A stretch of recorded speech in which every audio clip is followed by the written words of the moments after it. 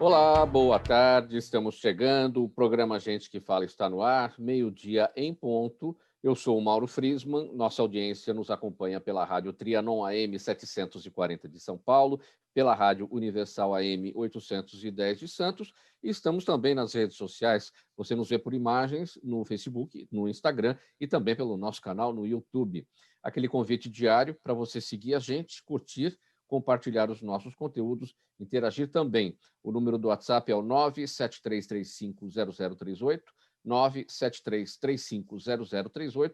E nas redes sociais, pessoal, sempre marcando a hashtag Programa Gente que Fala.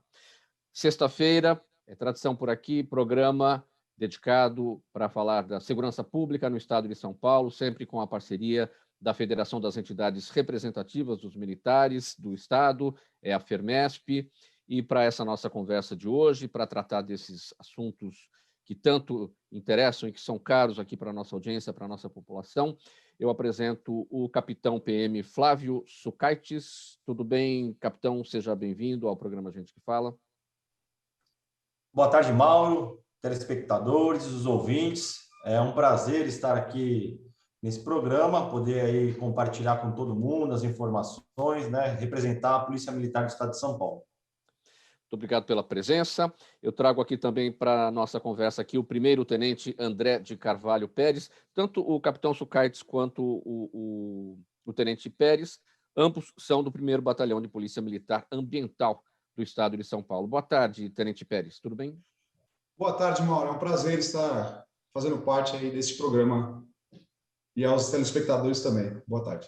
Muito obrigado. Vamos aqui, então, começar o nosso assunto relacionado com o meio ambiente. O Comando de Policiamento Ambiental do Estado de São Paulo é a unidade da Polícia Militar responsável pela aplicação da legislação ambiental do Estado e é órgão integrante do Sistema Nacional do Meio Ambiente, o SISNAMA. Fiscaliza crimes como caça, pesca de animais silvestres, os armamentos utilizados para tal, também a retirada ilegal de madeira, palmito, supressão de Mata Atlântica, soltura de balões de fogo, entre outras práticas e entre outras questões. Tenente ou capitão Sucaites, como é que tem início a Polícia Militar Ambiental do Estado de São Paulo? Em que momento ela surge, em que há a necessidade desse trabalho voltado para o meio ambiente por parte de vocês, policiais militares? Bem, o início, né, da Polícia Militar Ambiental vem em 1949. O então tenente Odilon, né, Odilon Espínola Neto, ele recebe a missão para criar um grupo, né, de fiscalização ambiental. E já em 71, né, esse grupo, aí, esse órgão, ele passa a ser denominado Policiamento de Recursos Naturais, e em 75, Policiamento de Florestal e de Mananciais. E aí, em 76, a gente tem, né, a primeira cisão do que era o 1º Batalhão, passa então a criar o 2º Batalhão Ambiental. Em 86 e 89, criam-se o 3º e o 4º Batalhões Ambientais, né? E em 2001 ocorre uma adequação pelas necessidades e a gente passa a se denominar policiamento ambiental, né? Então, hoje, nós temos aí o Grande Comando, que a gente chama de CPAMB, e mais 4 batalhões de Polícia Militar Ambiental. O 1º batalhão é localizado na capital, o 2º na cidade de Birigui, o 3º no Guarujá e o 4º em São José do Rio Preto. Então, nós estamos falando do 1º Batalhão, né, ao qual vocês pertencem, né, e que fica aqui na capital, exatamente onde, capitão? O 1º Batalhão de Polícia Militar Ambiental, ele fica na Casa Verde, tá? E ele é dividido em 7 companhias, né? A primeira companhia, Zona Norte de São Paulo, Guarulhos, enfim, os municípios ali ao redor, Barueri. A segunda companhia, da qual eu sou o comandante, Zona Sul de São Paulo, aqui no Jabaquara, e aí ela faz toda a BCD, MRR, e vamos até Cotia, Juquitiba, passando por toda a Zona Sul de São Paulo. Aí a 3ª companhia, Sorocaba e região, a 4ª companhia, Campinas e região, a 5ª companhia, Zona Leste, vai até Mogi, né, e todas as cidades em volta, a 6ª companhia, Itapetininga e região, e a 7ª companhia, Rio Claro e região. resumidamente, né, essa é a estrutura do 1º Batalhão Ambiental, aí, uma grande área, aí, uma grande responsabilidade que a gente tem. Dá para perceber, inicialmente era só um batalhão, você destacou aí as cisões que foram ocorrendo e os outros que foram surgindo a partir dessas cisões até o 4º Batalhão. É uma necessidade, realmente é o que essa evolução demonstra, essa necessidade, né? Se a gente olhar, né, para o meio ambiente, né, os olhos do meio ambiente ele passam a ser realmente voltados na década de 70, né, com um congresso que a ONU teve, e ali surgem palavras como desenvolvimento sustentável, enfim. E aí, de lá para cá, a gente passa a ter uma visão mais protecionista do meio ambiente, não apenas a utilitarista, né? Os fins justificam os meios, né? E aí a fiscalização ela não pode deixar de acompanhar essa evolução. Então, há necessidade, né, um batalhão só para todo o estado. Não, então há necessidade de mais um. Dois não está suprindo. Então, vai dividindo. Então, a fiscalização ela não pode deixar de acompanhar essa evolução. A evolução da proteção do meio ambiente e, obviamente, também, né, o crime ele também evolui, né? Então, a gente tem que acompanhar, tem que estudar para conseguir combater e preservar o meio ambiente. Tenente Pérez, o que acontece exatamente em 1949? Porque o capitão destacou aqui o surgimento do 1º Batalhão, né, em 71, não é isso? Não sei se eu guardei aqui a informação. Bom, o que acontece lá atrás, em 49? A necessidade da força policial no meio natural devido a ingresso não autorizado em parques urbanos, parques de unidade de conservação. Aí essa necessidade surgiu até com a questão do crime, que acaba o criminoso próximo de área natural, é necessário também um policiamento reforçado e atuante no meio natural também. Não apenas a questão exclusivamente, né, de fiscalização ambiental, mas o policial militar no meio natural, né, também. Eu destaquei aqui na nossa abertura, aqui na leitura da nossa nota, fiscalização de crimes como caça, pesca de animais silvestres, retirada ilegal de madeira, mas qual é o crime prevalente no estado de São Paulo, o crime ambiental mais prevalente, e aquele que é mais desafiador assim, na fiscalização? A gente tem uma subcultura oriunda de criação de animais silvestres, né? E como se fosse um pet, né? E esse problema do tráfico de animais é um terceiro maior movimentação de recursos, né, no mundo em relação a crimes, né? Então, pega pesado essa ideia do tráfico de animais e nós agimos fortemente também com esse viés de combate a esse tipo de crime. E a exploração de madeira, que acaba desaguando no estado de São Paulo uma grande quantidade de comércio irregular, e a gente tem o dever funcional de estar controlando e fiscalizando, né? E o que nos afeta especificamente na companhia em que nós fazemos parte é a questão de loteamento irregular e a degradação ambiental com fins de exploração imobiliária. Tenente, esses crimes, eles são, no geral, no estado de São Paulo, os mais prevalentes, ou tem aqueles que acontecem mais nas áreas do interior, mais nas áreas litorâneas, mais nas áreas urbanizadas, na capital, Grande São Paulo? A fragmentação do nosso poder de polícia ambiental, né, em batalhões, você consegue definir até o estilo de cada batalhão com a maior quantidade de desvio, de degradação que ali acontece. Por exemplo, a fiscalização no que tange a exploração de cana-de-açúcar, por exemplo, o furto de gado, a questão da utilização ou furto de equipamentos agrícolas e defensivos agrícolas que custam muito caro. Então, isso afeta a população rural também, né? Então, na questão rural, existe também a necessidade de patrulhamento rural, que nós também fazemos, né? Capitão Sucaites, desde quando você está na Polícia Militar? Já começou direto na ambiental? Como é que começa a sua história com a PM? Não, eu entrei na Polícia Militar em 18 de fevereiro de 2002 e me formei, né, aspirante a oficial, e em 2007 eu chego na ambiental. Eu trabalhava no policiamento de área, né, antes disso aqui na capital. E em 2007, em setembro de 2007, eu sou classificado no 3º Batalhão Ambiental, no litoral, onde eu servi com muito orgulho na Companhia da Cidade de Registro, né, região. Fui comandante do pelotão de Iguape, Cananéia, né, toda aquela Jacupiranga, enfim. E em 2009, né, por um pedido meu, né, eu volto para a capital. E aí é onde eu sempre servi também na parte operacional. Comandei o pelotão da Zona Leste, Zona Norte, Itapecerica, até eu ser promovido a capitão em 2017. E aí eu estou comandando a 2ª companhia aqui com uma missão árdua aqui, né? Porque a gente fala em crime ambiental na capital, algumas pessoas não conseguem enxergar, né? Ah, mas na cidade, né?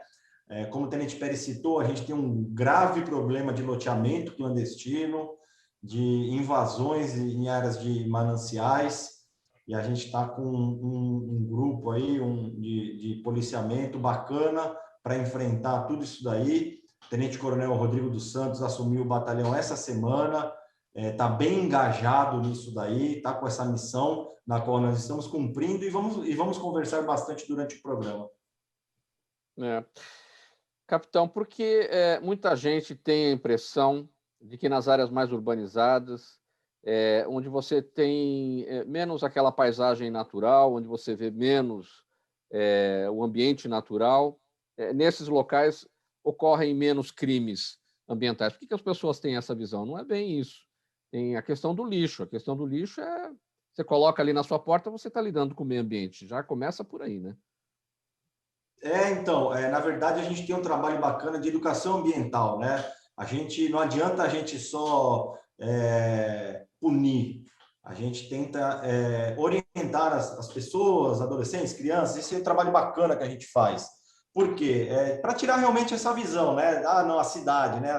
O que a Polícia Militar Ambiental faz na cidade, né? Aquele chamado patrulhamento rural, onde tem. Algumas pessoas não sabem, né? Mas temos áreas rurais dentro da cidade de São Paulo. Sim, lá no final da Zona Sul, enfim, acho que é o maior exemplo, né? Parelheiros, toda aquela região. Isso, e principalmente as represas, né? Região dos mananciais, né?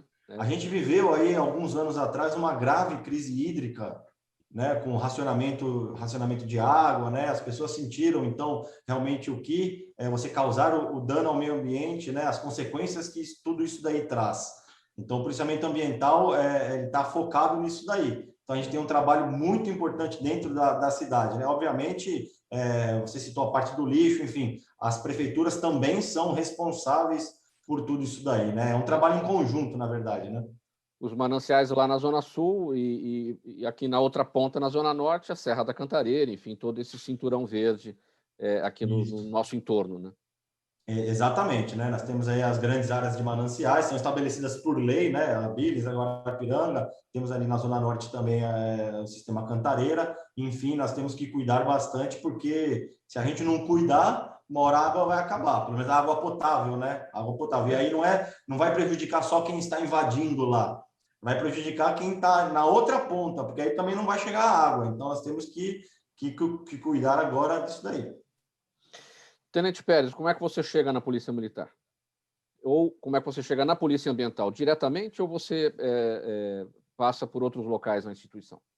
A minha carreira começou em dezembro de 2000, como soldado, e servi no policiamento territorial, né, na Faculdade de Questões de Atendimento 90, até 2011, onde eu galguei o posto de aluno-sargento, né? Foi a graduação de aluno-sargento. Fui de soldado, cabo, aluno-sargento, aí eu passei para a academia em 2011, saí em 2014, fiquei no policiamento como comandante de policiamento, comandante de força tática, até outubro de 17. Aí, de outubro de 17, tive a grata satisfação de compor o policiamento ambiental no 1º Batalhão Ambiental, Em outubro de 17 já, junto com o Capitão Sucate, né? Então nós já estamos há alguns anos trabalhando em conjunto, né? E estou aqui auxiliando o comandante e comandando o pelotão do ABC, onde eu estou lotado ultimamente, nas cidades do ABC. Então, diferentemente do capitão Sucaites, que já chegou oficial, você era praça, começou soldado, sargento, fez escola de sargentos e foi para a academia e se tornou oficial, hoje primeiro-tenente. Isso, exatamente. Agora, voltando a falar da questão aqui dos nossos entornos, né? Quanto hoje, tenente, nós temos de Mata Atlântica preservada no estado de São Paulo ou aqui na capital? Quais são os números? Nós temos... O que tem a estimativa, o que tem a pesquisa mesmo? Não, nós temos áreas que são unidades de conservação. Essas unidades de conservação, nós temos, por exemplo, né, o corredor da Mata Atlântica, que vai... o maior resquício de Mata Atlântica está com a gente, está com São Paulo, né? Que dentro do Parque Estadual Serra do Mar, que é dividido em núcleos. Esses núcleos têm gestores e é de proteção integral. Fora desse parque, que é um dos maiores, pega boa parte da faixa de serra e tudo mais, que inclusive afeta o ABC, onde eu comando, né? Nessas unidades, para se ingressar nessas unidades, é necessário autorização, é necessário entrar no site, é necessário agendar. Qualquer ação lá dentro, humana, precisa ter controle, justamente por causa da fauna que ali tem. Nós temos onça pintada, nós temos a sussuarana, nós temos anta, nós temos animais de grande porte que sobrevivem e são endógenos da Mata Atlântica. Às vezes a pessoa, quando fala em floresta, imagina só a Amazônia, né? Aquelas árvores gigantescas, a gente fala de subbosque, que dá para você caminhar toda com água suficiente, né, ali, com grande volume de água, e enquanto que a nossa Mata Atlântica é uma mata também úmida, mas muito mais truncada de se andar. Então, qualquer ação humana ali já afeta todo um conjunto e um ciclo de vida que ali tem.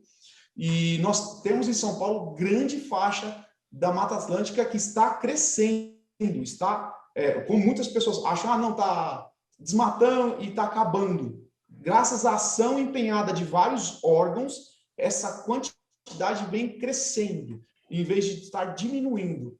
Só em estagnar já seria um sucesso, né? Mas nós estamos conseguindo ter ganho ambiental, inclusive na região próxima a grandes metrópoles. Isso é feito através de laminação, esse dado mais quantitativo, ele sofre variações porque é feito um monitoramento via satélite semanal, quase diário, acredito. Diário tem sido feito essa laminação para ver os ganhos que nós estamos tendo em São Paulo. Você acompanha o programa Gente que Fala, edição de sexta-feira, sempre com o apoio da FERMESP, a Federação das Entidades Representativas dos Militares do Estado de São Paulo.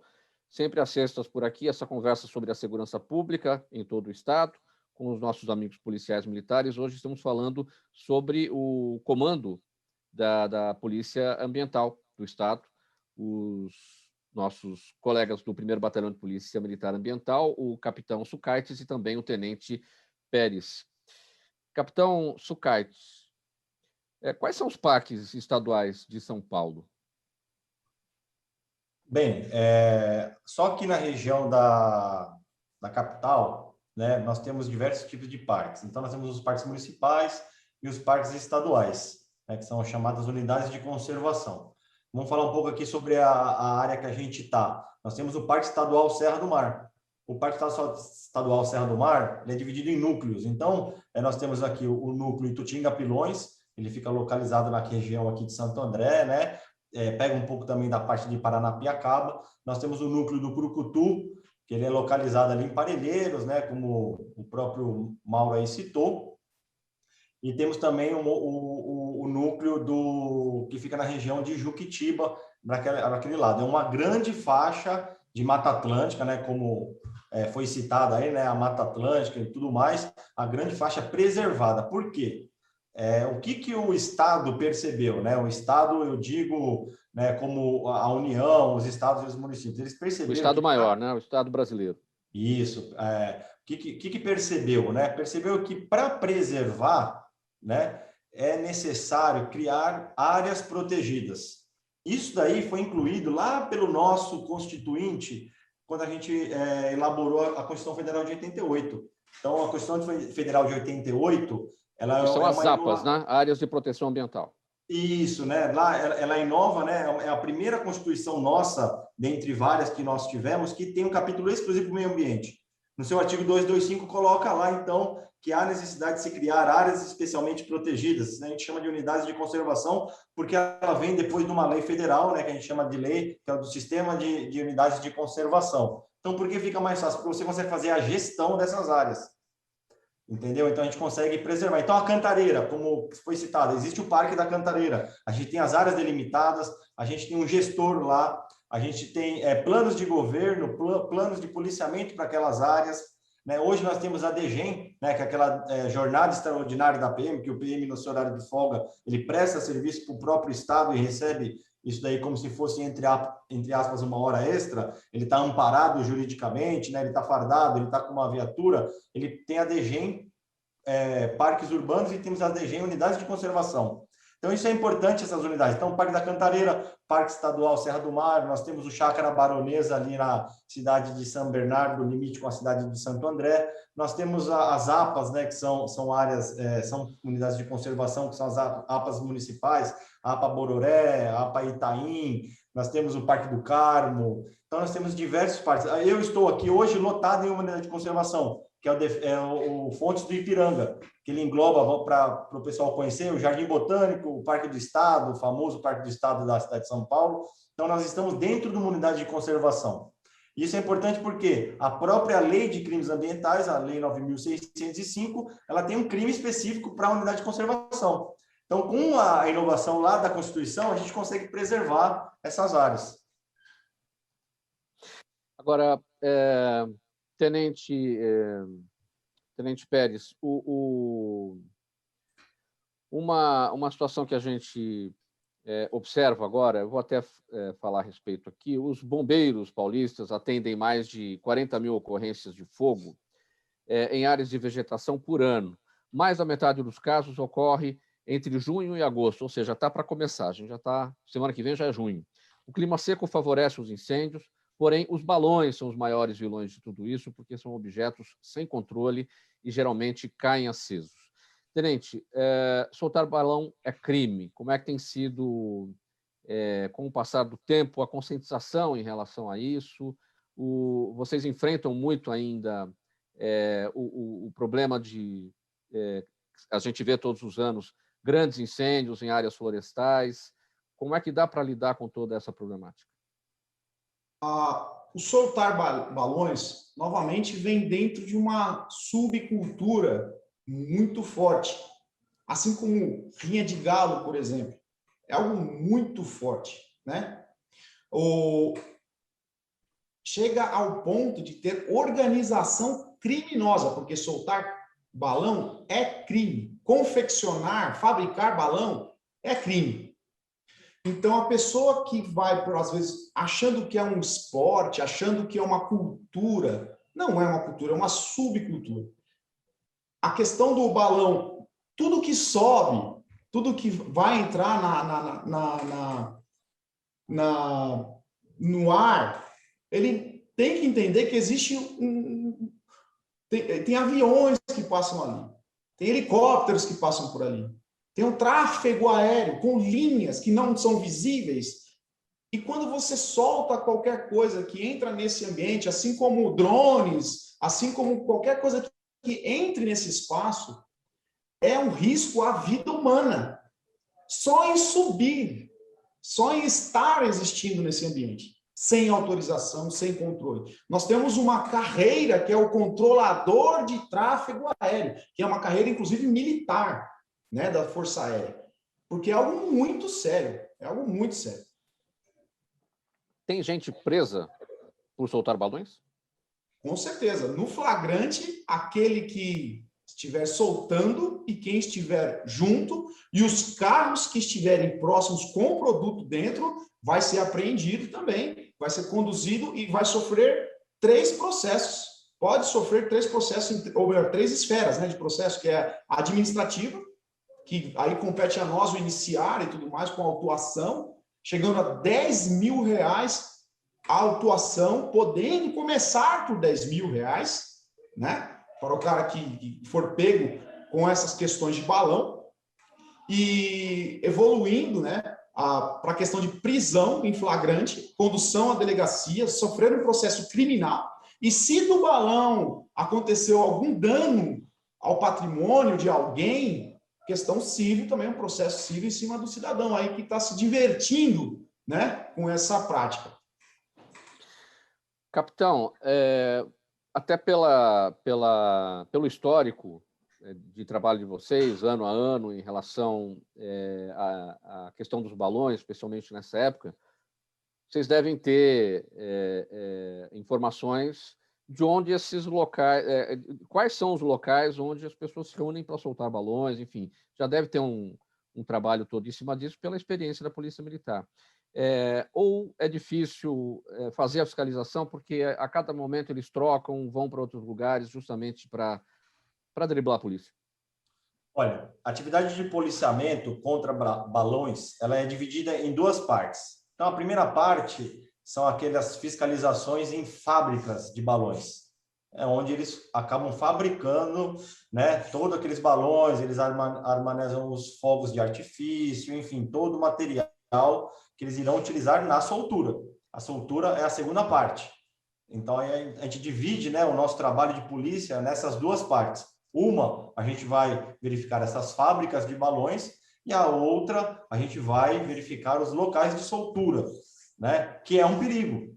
É um perigo. O pessoal às vezes vai para assistir, a gente tem aí nas redes sociais inúmeros vídeos de acidentes, né? De balões que acabam não conseguindo subir e acabam os fogos estourando tudo ali embaixo, ali, às vezes atingindo pessoas. Então, isso daí é um perigo. Às vezes o pessoal não sabe o perigo que está correndo indo assistir esses criminosos, né, soltarem esses balões. A tecnologia tem facilitado, capitão Sucaites, nessa fiscalização, por exemplo, o uso de drones para tentar chegar nesses locais de soltura? Sim, hoje o Comando de Policiamento Ambiental ele trabalha com os drones, então a gente tem, né, o drone ele acaba facilitando a gente até por conta da geografia da nossa cidade e de outras cidades no entorno. Então o drone ele acaba facilitando para a gente verificar. Geralmente esses locais de soltura são em descampados, né, porque eles precisam de espaço. Então a gente vai monitorando, a gente vai mapeando, né, e quando a gente não consegue utilizar o helicóptero, a gente utiliza o drone. Então, a gente vai, né, fazendo o cerco, utilizando a inteligência e a tecnologia aliado ao trabalho de policiamento. Isso daí é a ferramenta, né, são os ingredientes para o sucesso nas operações. Eu tinha perguntado, capitão, se tem gente presa por soltar balões. Qual é a pena para quem solta balões? Quanto tempo de cadeia? Segundo a nossa lei de crimes ambientais, né, a Lei Federal 9.605, a pena para quem fabrica, solta, vende ou transporta balões é detenção de 1 a 3 anos, ou multa ou ambas, né, de forma acumulada. Tá? É um crime que a pessoa vai presa, sim, é conduzida à delegacia, a autoridade policial analisa, ratifica e a pessoa fica presa, sim, por cometer esse ato criminoso. A gente gosta de ressaltar o perigo aqui, não só das queimadas, mas o perigo de um avião cair por conta de um balão. Como a gente já conversou no começo do programa, eu já estou um tempo aqui no ambiental, então a gente tem uma experiência. O pessoal fazia balão aí de 10 metros, 15 metros. A gente está verificando hoje balões de 50 metros de altura. Então, eu fui numa palestra onde engenheiros aí da aviação civil explicaram para a gente que não é se um balão pode derrubar um avião, mas quando ele vai derrubar um avião se um dia se chocar. Eles mostraram lá, através de cálculos de um físico, que o estrago é iminente, né? Se chocar, o avião não consegue se sustentar e vai cair por conta desse balão. É uma questão cultural, né? Como vocês já destacaram aqui, né, capitão? Isso é comum, soltura de balão é comum em outros lugares do mundo? A gente tem notícia, né, no Chile, no México, né, mas a gente, eu particularmente não tenho o estudo da legislação daquele lugar. Né? Hoje em dia a gente tem muita coisa, né? O criminoso ele fala, não, lá no México é uma arte, lá pode, enfim. O que eu sei é, no Brasil é proibido, né? É perigoso e é crime. É isso que a gente tenta passar, principalmente nas educações ambientais, em colégios, em escolas, dizendo, olha, é crime, né? É um criminoso. E nos países onde existe legislação proibindo e tratando essa questão como crime, a polícia militar desses países troca informações, tem intercâmbio para tratar de justamente entender melhor o que acontece, a realidade de cada país, para lidar melhor com a situação? O que existe é um intercâmbio, por exemplo, né? As passagens aéreas, em um passado não muito recente, elas sofreram um aumento, né? Um aumento no valor, porque o céu, vamos colocar entre aspas, né? O céu do Brasil, vamos delimitar, ele foi rebaixado por conta da quantidade de balões que estavam se soltando aqui. Nós tivemos casos de empresas aéreas que não querem mais fazer voos para o Brasil por conta do perigo que os balões estão trazendo. Então, o consumidor, o mesmo consumidor que acha que é uma arte e vai lá assistir a soltura, ele vai pagar mais caro na hora de ter que viajar, porque isso daí traz consequências, né, para o comércio, enfim, de tudo. Ou seja, esse rebaixar o céu é assim, o céu brasileiro está perdendo pontos, ou seja, está sendo considerado por entidades internacionais, por empresas internacionais, como um céu perigoso para se voar. É isso o sentido. Exatamente, né? Os balões, como eu citei aqui, cada vez os criminosos eles tentam aumentar o tamanho do balão, né? Vai ficando bonito para eles, né? Vai aumentando o tamanho, então os balões eles vão tomando uma altura maior, né? Uma altura maior e vai ficando mais perigoso. Tem determinada altura que o avião lá, né? Ele está lá no piloto automático, enfim.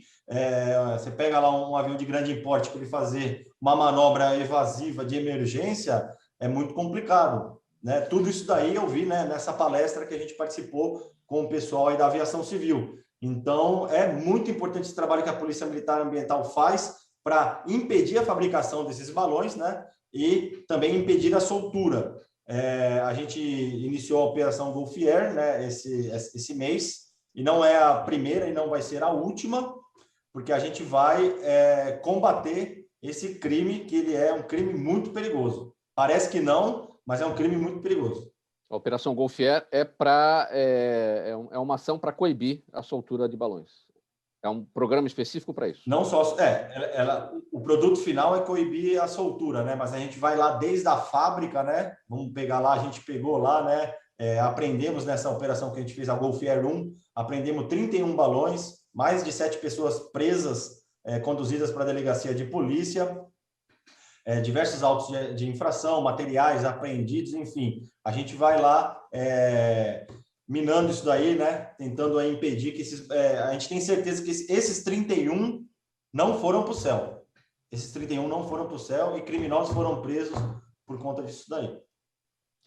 Você acompanha aqui pela Rádio Trianon AM 740 de São Paulo e também a Rádio Universal AM 810 de Santos, o programa Gente que Fala, edição de sexta-feira, sempre com o apoio da FERMESP, a Federação das Entidades Representativas dos Militares do Estado de São Paulo. E nessa conversa hoje com a gente, o capitão Sucaites e também o tenente Pérez, ambos do 1º Batalhão de Polícia Militar Ambiental do Estado de São Paulo. Tenente Pérez, a gente tem números para falar um pouco mais ainda sobre a questão dos balões, número de apreensões, o que acontece também com as apreensões nas fábricas que constroem os balões, quais são as estatísticas? A questão de estatística, a gente tem efetivamente os balões construídos e prontos, uma média de 50, né, que foram apreendidos neste ano. Até pela questão da fase, da época que ainda a gente está entrando na época de soltura de balões, né? Onde foi falado aí sobre que a nossa produtividade vai aumentar ainda mais, mas já há uma curva uma curva ascendente de produtividade com relação a essa apreensão de balões, justamente pela criação dessa ação policial, dessa operação, que há a inteligência, a informação que chega, a questão de aonde se fabrica e até onde se comercializa, e dos grupos baloeiros, que são vários, né?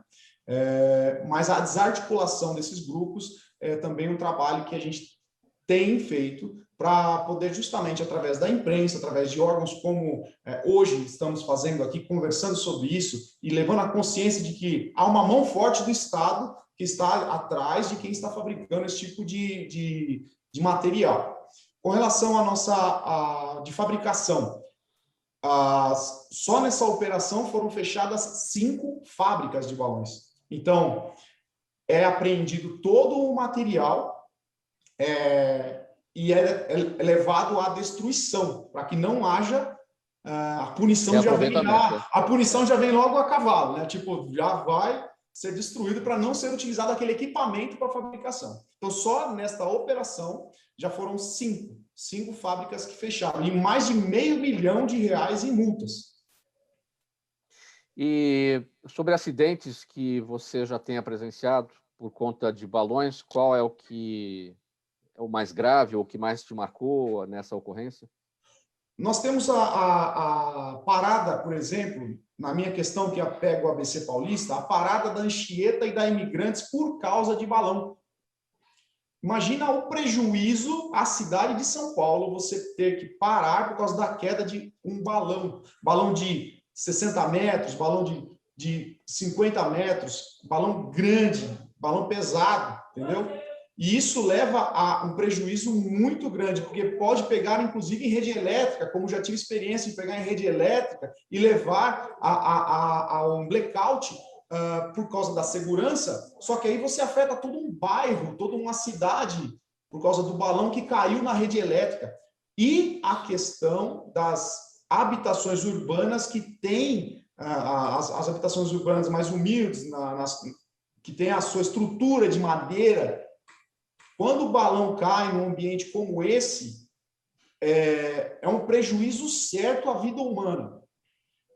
O incêndio acontece e as causas são terríveis, né? Você vê pessoas que perdem tudo na vida, porque o barraco que ele morava queimou, né?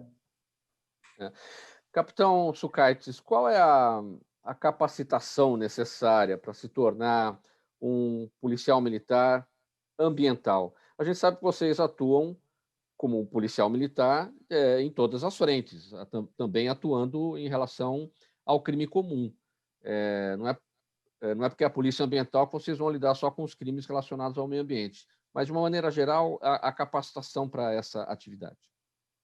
Bem, hoje nós temos uma divisão de treinamento, né, uma divisão de ensino, ela é localizada no bairro da Vila Mariana, que inclusive nós temos a formação do soldado para a Polícia Militar. Então nós temos lá pelotões de formação de soldado. Então a gente pega lá o civil, né, e vai formar para a Polícia Militar, não necessariamente apenas para o policiamento ambiental. A gente forma para a Polícia Militar Ambiental. Para o policiamento ambiental, o policial militar ele é transferido para cá. Chegou aqui, ele vai fazer um curso de adaptação e capacitação básica. Então, a gente chama de treinamento de adaptação e capacitação básica. Esse treinamento ele dura de 2 a 3 semanas, e aí ele engloba tanto a parte administrativa, né, quanto a parte operacional. Então, vamos levar por parte prática, né, e a parte aí de sala de aula. Né? Então, o policial militar ele vai ter contato com todos os tipos, né, de ocorrência que a gente atende, enfim, a gente vai dar aquele treinamento básico para ele.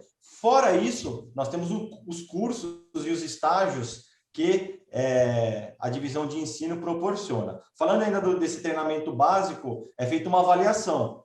Se ele não passar nessa avaliação, ele não vai poder vestir, né, esse fardamento camuflado que a gente está vestindo aqui hoje, né, nessa entrevista, que é o nosso fardamento do dia a dia. Ele não é autorizado a vestir, e aí ele vai passar por um reteste, e se não passar novamente, aí ele vai ser disponibilizado para sair do policiamento ambiental. Então, é um treinamento muito rigoroso, é uma avaliação muito rígida, porque a gente preza no policiamento ambiental pela qualidade né, do nosso atendimento para a sociedade paulista. Isso daí é o mais importante para a gente. E ainda dentro dessa qualidade, o que a gente tem? A gente tem a divisão de ensino fornecendo um curso chamado que é o curso básico, né, do policiamento ambiental. Nós temos o nosso curso hoje, que é o curso náutico, né, que é o policial, ele vai aprender o policiamento náutico, que ele é muito rígido, que ele é feito lá na região ali do litoral. Nós temos cursos para identificação de madeira, nós temos curso para manuseio de fauna, nós temos o curso para identificação de estágios, né, de vegetação, porque é muito importante isso aí, faz diferença na hora de você potencializar ou não o crime e a infração ambiental, o estágio que aquela vegetação está.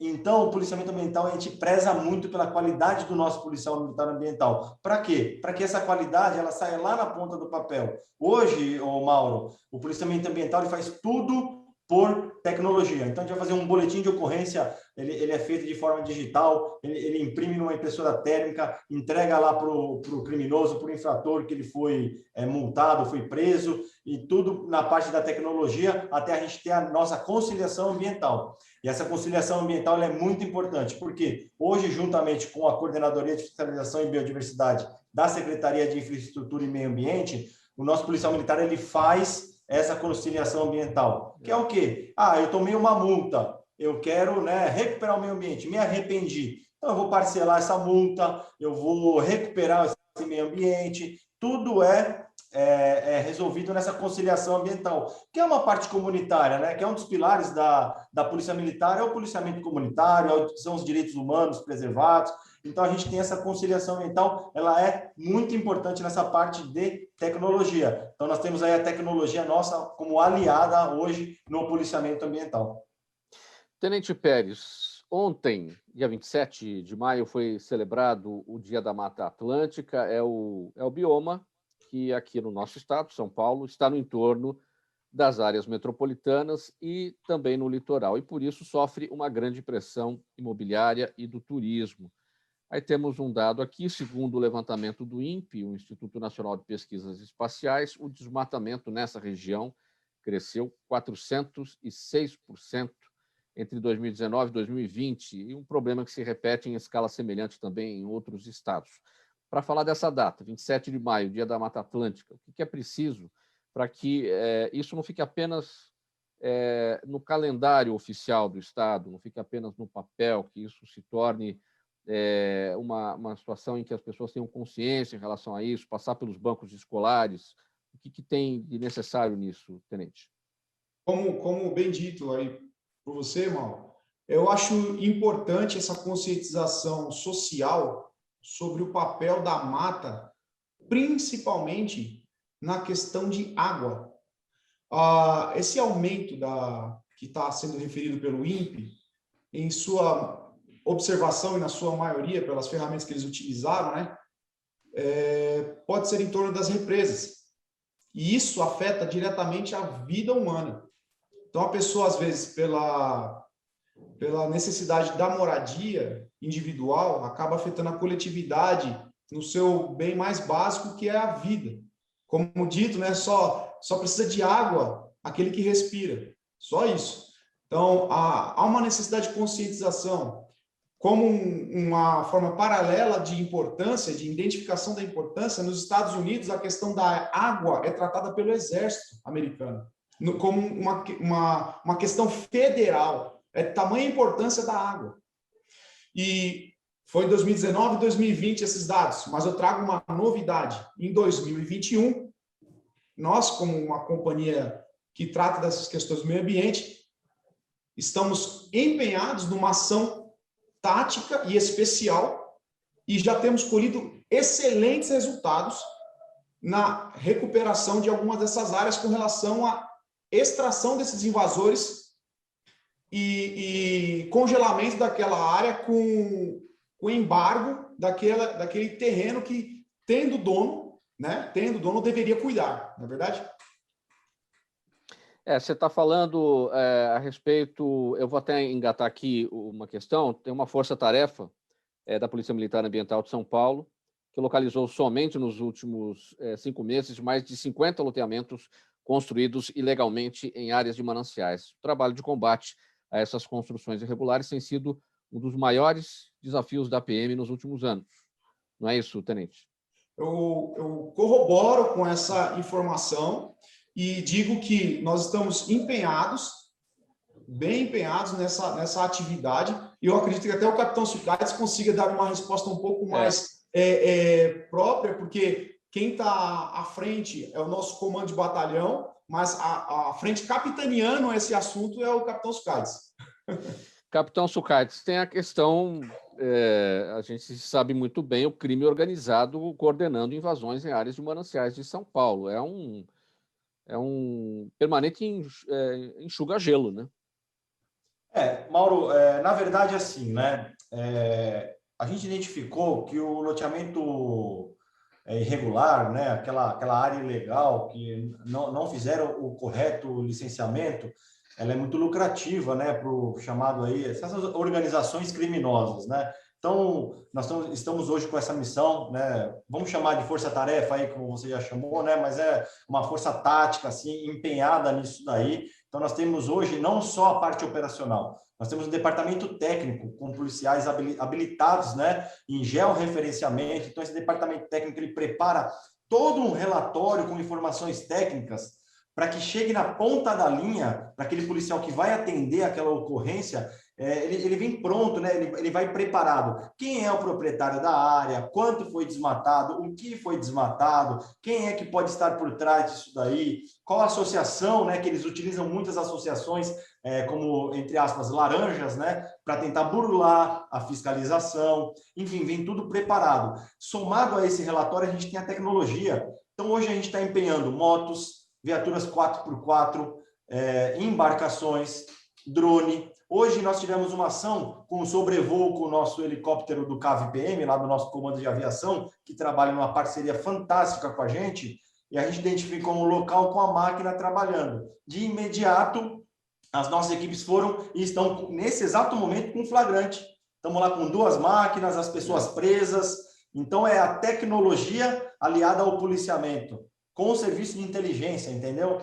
É isso que a gente vai vencer e vai parar com esse negócio de enxugar gelo. A gente estabeleceu processos aqui para acompanhar todo, né, esse andamento. Porque esse não é um problema só da Polícia Militar, Mauro. É um problema da Prefeitura, é um problema lá da energia elétrica que é ligada ilegalmente, a água que é ligada ilegalmente. Então, a Polícia Militar está na coordenação de tudo isso, tentando aí empenhar todos esses órgãos, né, e mostrar, né, sobra a parte social, porque a Polícia Militar é preocupada com a parte social. Porque aquela pessoa que está lá, Mauro, ela é vítima, né? A gente tem notícias lá, né, o criminoso fala, olha, um lote eu te vendo por 20 mil ou 70 mil à vista, 20 mil à vista ou 70 mil parcelado.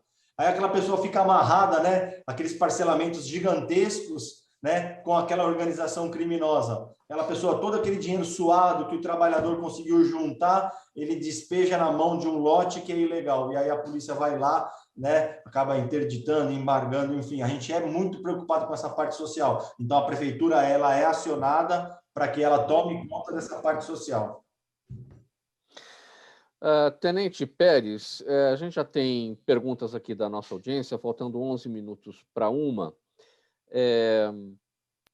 Tem uma questão aqui da Juliana Rocha, ela está com a gente no Instagram e ela pergunta: o Batalhão de Polícia Ambiental também age em casos de invasão de terras, sítios e chácaras? Já que a gente está tratando aqui sobre essa questão de invasão de áreas de mananciais? Sim, sim. A proteção à pessoa que habita no meio rural, com certeza, a gente atua, mas, claro, é polícia militar. Ligando 90, o policiamento vai estar, a viatura que estiver mais próxima vai encostar, porque o nosso telefone é o 90 também, né? Nós temos outras entradas de denúncia, mas a nossa atuação com relação a invasões também nos afeta, sim, e é de interesse de Estado a questão de invasão, né? Não é só um interesse ambiental, né?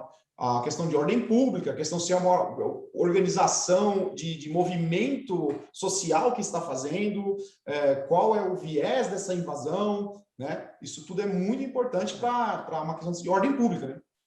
E a questão da segurança hídrica, né, capitão Sucaites? Tem uma notícia aqui, está na página do Estadão, o governo confirma alerta de emergência hídrica para 5 estados de junho a setembro. É o primeiro alerta dessa natureza em 111 anos de serviços meteorológicos no país. Minas Gerais, Goiás, Mato Grosso do Sul, São Paulo e Paraná são atingidos pela bacia do Rio Paraná, onde a situação é classificada como severa.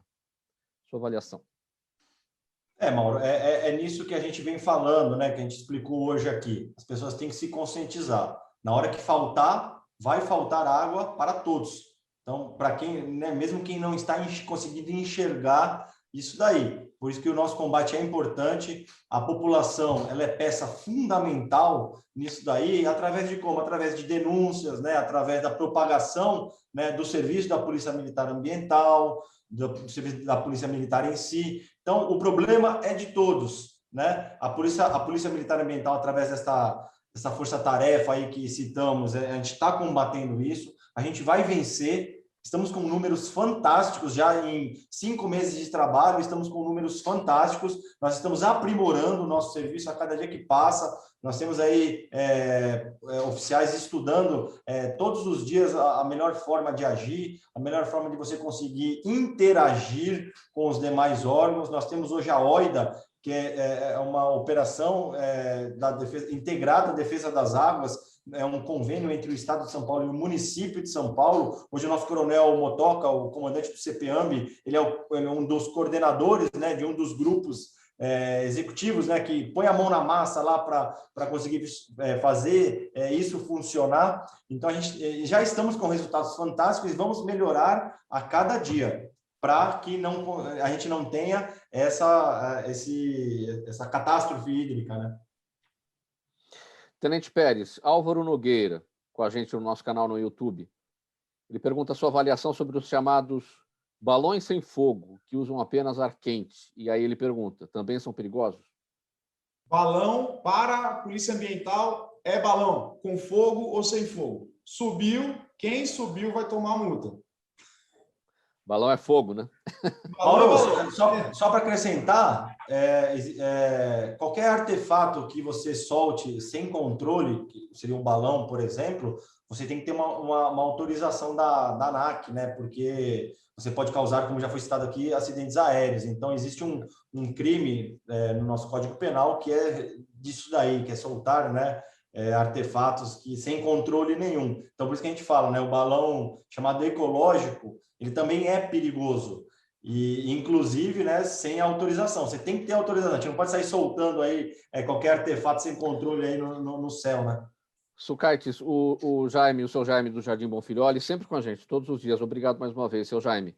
Ele pergunta se você tem informação de quantos condenados por crimes ambientais cumprem pena atualmente no sistema prisional paulista. A gente falou um pouco atrás. O que dá para acrescentar para o seu Jaime aqui nessa resposta?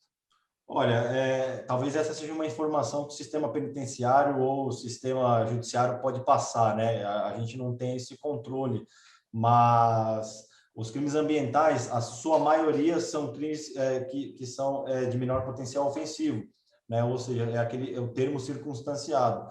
Os crimes de maiores penas, aí o indivíduo acaba indo preso. Então, como a gente deu o exemplo aí, os balões, o indivíduo vai preso. Essas associações criminosas que a gente comentou dos loteamentos ilegais. Não é só o crime ambiental de desmatamento. Nós temos o crime contra a administração pública, que é vender os lotes.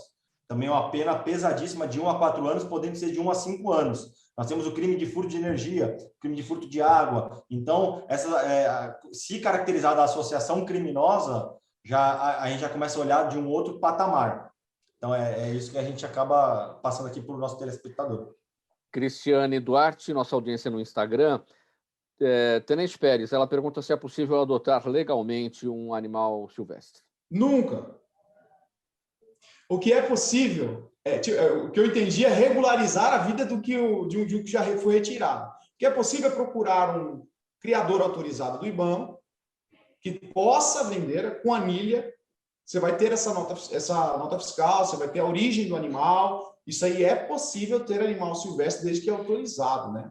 Mas regularizar um animal silvestre, não existe isso. Então, aquele papagaio que está na casa da vovó, entregue. Esse jabuti que está na casa da avó e entregue, tá? Se está irregular, não tem anilha, não tem nota fiscal, está passivo de tomar uma visita da Polícia Ambiental e será punido, tá ok? Tenente Pérez, no Facebook, Eunides Silva de Carvalho Pérez, sua xará de sobrenome aqui, talvez seja parente, com relação a algum programa junto às escolas, o que a Ambiental tem feito? Pergunta ela. Com relação a algum programa junto às escolas, o que a Polícia Ambiental tem feito? Primeiro, nessa resposta boa tarde, mãe, né? Porque foi a minha mãe que tá.